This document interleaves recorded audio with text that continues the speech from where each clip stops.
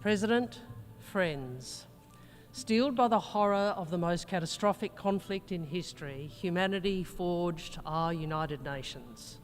Its purpose defined not as taking us to heaven, but saving us from hell. Yet we convene this week with so much of the human family enshrouded in darkness. More conflict than any time since World War II. Russia's invasion of Ukraine, Sudan, Myanmar, Yemen, Gaza, and now Lebanon. Brutal, degrading conflict, ingraining hate and division, pushing peace into the unseeable distance and pulling neighbours into an endless, reflexive cycle of blame and retaliation. Such entrenched violence has its own gravity. More violence becomes the path of least resistance. Seeing past hatred is hard. Building trust is hard. Compromise is hard. Making peace is hard. But the future otherwise is not worthy of our children and the present not worthy of ourselves. We must remember why we built this institution. The United Nations system is where the world comes together to agree and uphold standards and rules to protect all of the world's peoples and the sovereignty of all nations. These rules always matter, and never more so than in times of conflict, when they help guide us out of darkness back toward the light, back on a path towards peace, stability, and prosperity.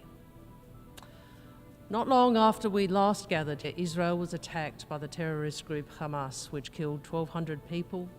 This was the greatest loss of Jewish life in a single day since the Holocaust, and Hamas continues to hold hostages. It was an attack that cannot and should not be justified.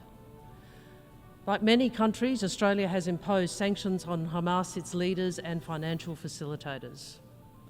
In Israel's response, more than 40,000 Palestinians have been killed, more than 11,000 children, nearly 2 million Gazans displaced, some many times over, more than 2 million facing acute food insecurity. This must end. Palestinian civilians cannot be made to pay the price of defeating Hamas. All lives have equal value. Last month, we marked 75 years since the world established the Geneva Conventions, the foundations of international humanitarian law to limit human suffering in conflict. War has rules. Every country in this room must abide by them, even when confronting terrorists, even when defending borders. Israel must comply with the binding orders of the International Court of Justice, including to enable the provision of basic services and humanitarian assistance at scale. Australia shares the frustration of the great majority of countries more than 77 years since this General Assembly adopted Resolution 181, a plan for two states side by side, one Jewish, one Palestinian. 77 years later, that Palestinian state still does not exist, long held out as the promise at the end of a peace process that has ground to a halt. The world cannot wait. We must all contribute new ways to break the cycle of conflict. Earlier this year, Australia voted in the General Assembly in support of Palestinian aspirations for full membership of the United Nations. We have sanctioned Israeli extremist settlers and will deny anyone identified as an extremist settler a visa to travel to Australia. But individual country actions alone are not moving the dial. The international community must work together to pave a path to lasting peace. The world cannot keep hoping the parties will do this themselves. We cannot allow any party to obstruct the prospect of peace. As I've said for many months, Australia no longer sees Palestinian recognition as the destination of a peace process, but a contribution towards momentum towards peace.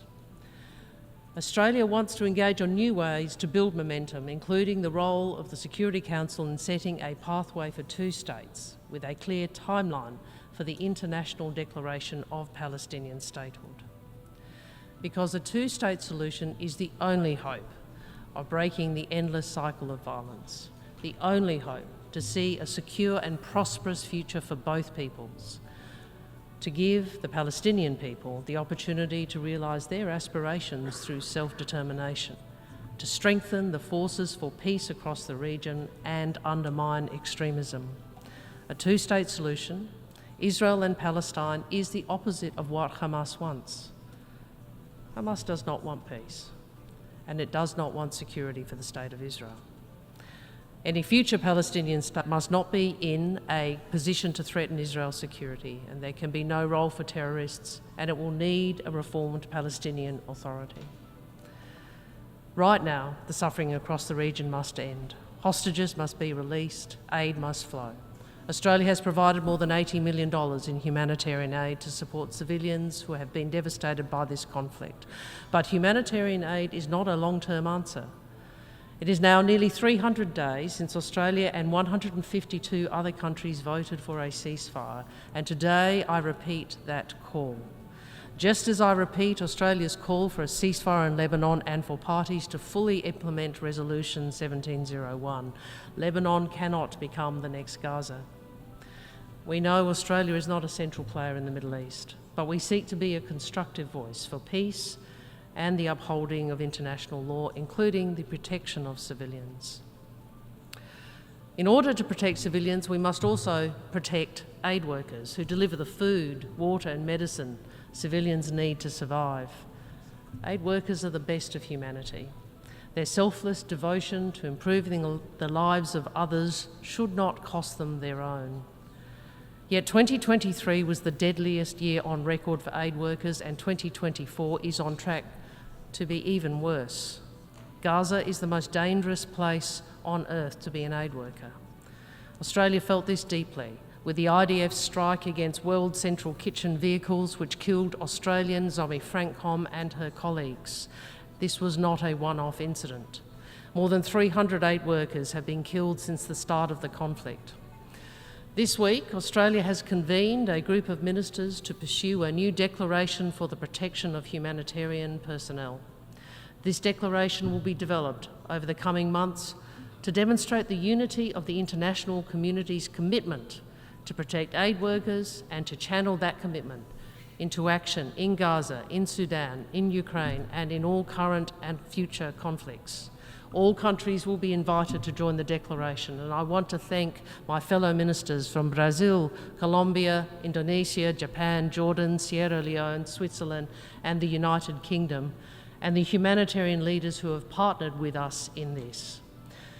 As Zomi Francom's family said this week, people like Zomi are rare, and their bravery and selflessness should be not only celebrated but protected. They can't be brave at any cost. The world's peoples are counting on all of us here to rededicate ourselves to international humanitarian law and the rest of the rules we have agreed to preserve peace and security. Russia continues its vicious assault on the people and sovereignty of Ukraine in flagrant violation of the UN Charter.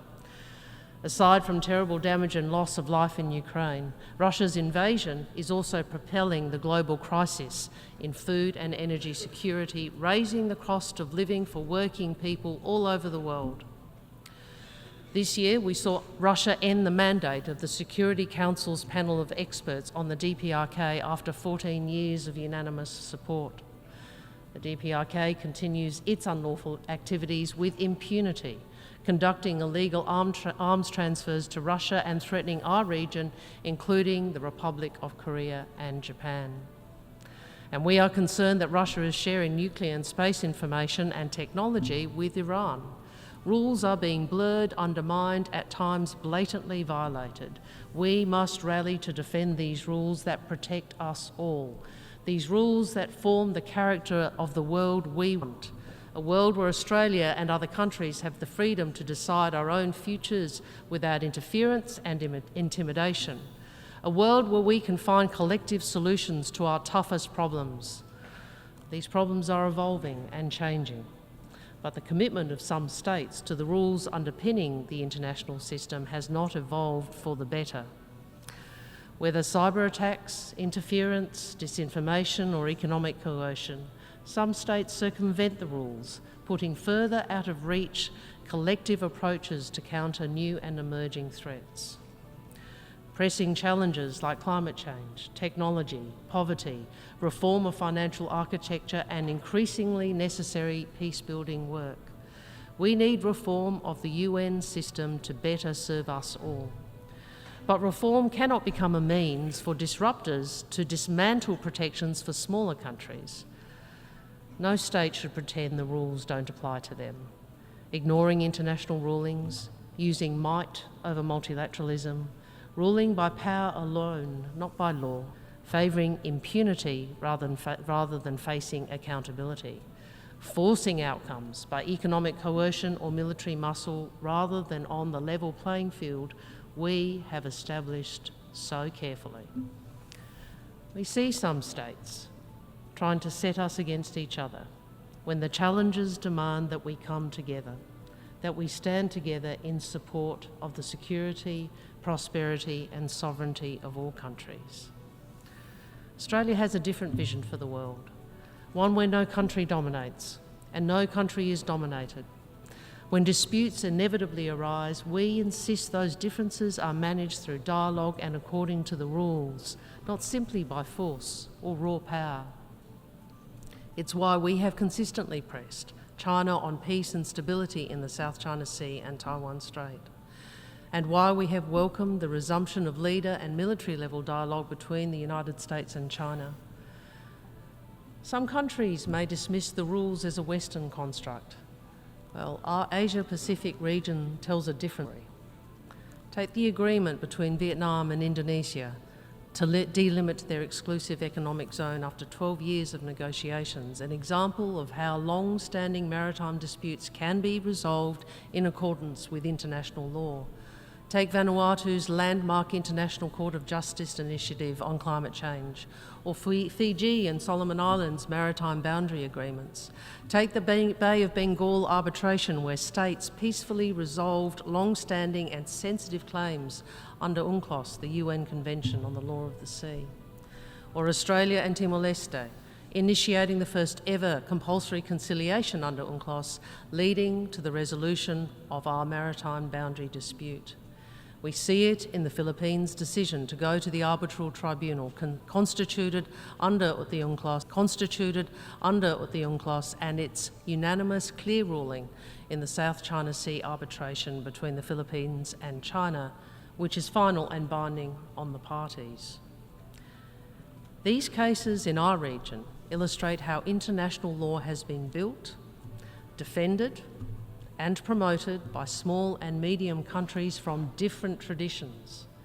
The countries of our region have embedded the rules that serve us all, and we make an ongoing contribution to maintaining and promoting them. And together we want to pursue peaceful ways to resolve disputes. We know it won't happen on its own. All of us help make it happen. Australia is doing this by being active, by exercising agency, and by contributing our efforts to the balance of power in our region and in the world. Our candidacy for a non-permanent seat on the Security Council for the term 29 to 30 reflects our deep commitment to contributing to international peace and security. The Security Council is a foundation of our collective peace and security, but we must reform it. Australia wants greater permanent and non-permanent representation for Africa, Latin America, the Caribbean and Asia Pacific. This body must represent the world as it is in the 21st century. We must also reform the peace-building and conflict prevention architecture. It's not working. That will be the focus of our coming term on the Peace-Building Commission. We will support national prevention strategies in our term, essential for local peace building, and we are providing additional resources and staff to the PBC's support and secretariat bodies. We will increase our voluntary contribution to the UN Peacebuilding Fund to $15 million a year, because we are committed to doing all we can to de-escalate and prevent conflict. We do this by responding when we or our neighbours are coerced or have sovereignty threatened. We do this by supporting our region's security as we did at the Pacific Islands Forum this month when we stood side by side with Pacific leaders to announce a Pacific-led, Australia-backed Pacific policing initiative. We do this by backing the call of Fiji's president for a cessation of ballistic missile testing in the Pacific. We do this by combining reassurance and deterrence, by working with our friends and partners openly and transparently, so no potential aggressor thinks the pursuit of conflict is worth the risk. But there is so much more to do. Friends, for peace to be truly durable, it must be built by and for all of society, including women. Yet here in the world's premier peace forum, only about 1 in 10 speakers at this dais so far this week have been women. Gender equality is a primary predictor of peace, even more so than a state's wealth or political system. And that is why Australia champions the Women, Peace and Security agenda. We support initiatives we know are working, like the Southeast Asia Women Peace Mediators, who link stakeholders to enhance the potential for constructive dialogue, like the Pacific Women Mediators Network, a locally led, vibrant, inclusive platform to support women's political leadership. And earlier this week, with Germany, Canada and the Netherlands, Australia invoked Afghanistan's responsibility under international law for the violations of the rights of women and girls. The Taliban have erased women from Afghanistan's self-portrait, effectively imprisoning half their society's population immediately halves their country's potential, depleting the soul and the prospects of a nation. Any country that wants to develop fully must encourage the full participation of all its people. So we can't pursue only parts of the 2030 agenda. We must achieve all of the Sustainable Development Goals. And yet, with just over 5 years to 2030, over a third of the SDGs are stalled or regressing, and finance targets are not being met. In times of scarcity, we need every development dollar to count. And this is why we need to strengthen the global financial architecture. And this is why Australia is backing the multi-dimensional vulnerability index and the Bridgetown initiative. This is why Australia is championing reforms that make the MDBs more responsive to global shocks and build sustainability and resilience, particularly in the smallest and most vulnerable countries. This year, Australia committed 492 million Australian dollars to the Asian Development Fund, working with Japan to unlock a record $5 billion in new assistance to the region's most vulnerable countries over the next decade.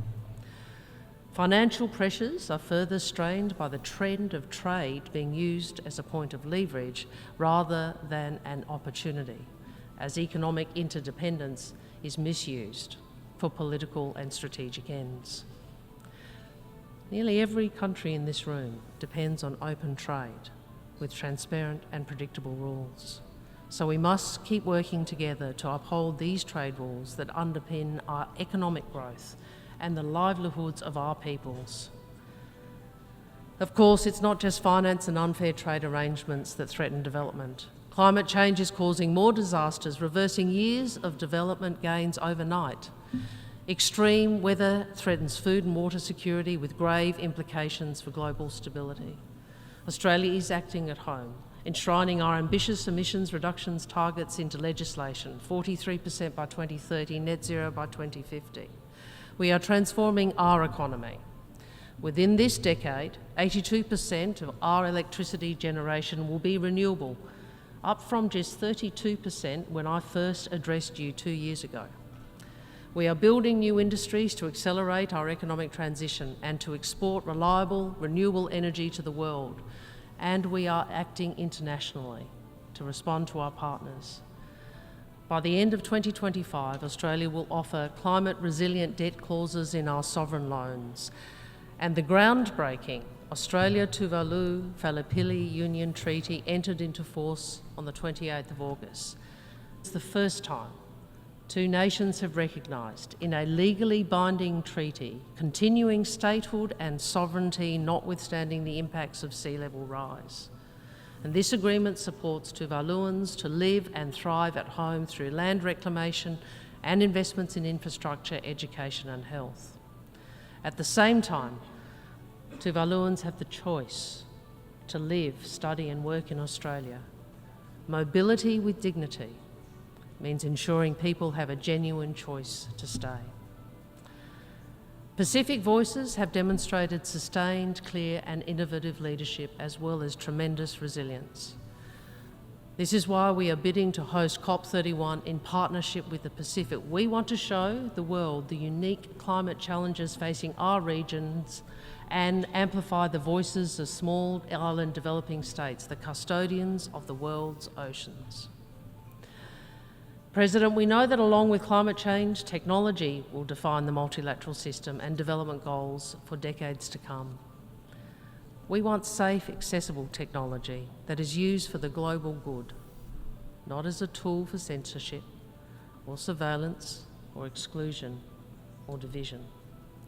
From the start of negotiations for the Global Digital Compact, Australia has advocated that all states should boost access to digital technologies that offer benefits to our world. And we know that if countries don't have digital infrastructure, they'll miss out. That's why we're building sustainable south-south connectivity, including submarine cables across the Pacific. We also know not all knowledge is new. First Nations peoples' deep knowledge must be preserved and it must be protected. Australia's Aboriginal and Torres Strait Islander peoples have been innovators, inventors and knowledge holders for over 65,000 years. Whether it's fire stick farming used to sustainably manage country, or the engineering of great stone fish traps across rivers and seas, that unbroken line of innovation has continued to this day. Earlier this year, Australia's Ambassador for First Nations People helped bring countries together to finalise the World Intellectual Property Organisation Treaty on Intellectual Property, Genetic Resources and Associated Traditional Knowledge. It's a treaty that acknowledges the link between traditional knowledge and innovation and intellectual property. It helps First Nations communities identify and protect the use of their knowledge by others, which in turn will spur collaboration between researchers, innovators and communities, opening up new opportunities for First Nations entrepreneurship. But friends, this treaty is remarkable for another reason. You see, it serves as a source of optimism. 193 member states agreed on new rules to the world's intellectual property system. That's an extraordinary achievement. As I said at the outset, the international outlook is framed by entrenched division, where consensus often seems a lost cause. But we collectively move the intellectual property system a step forward, just as we collectively move forward this week with the Pact for the Future. And these recent wins remind us of the gains we've made that we all need to protect, of the ways our lives are better because of the United Nations, of the ways our world is better because of our collective contribution to the international system. It promotes economic development and makes trade more fair, together supporting job creation, overcoming poverty and enabling small and medium countries to resist coercion.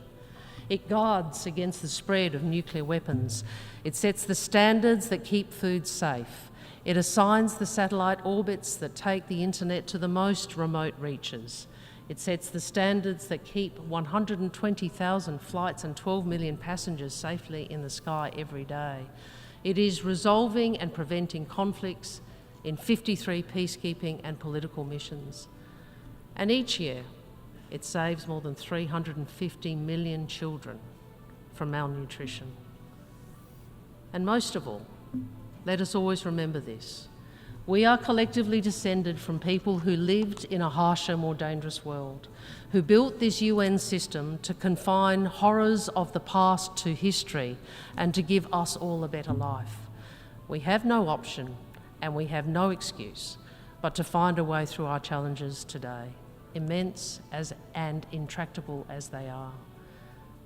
We must work together. We must drive change where it is needed transparently, together. We must drive change to include all the world's peoples, to deploy the collective agency this forum provides so we combat climate change, poverty and coercion, so we negotiate peace. President, friends, we must not allow others to divide us for their own gain, to dilute the protections that are inherent in the UN Charter, that are codified in the Geneva Conventions. Rather, we have to reinforce those protections in the interest of all states and civilians. That is what Australia is for.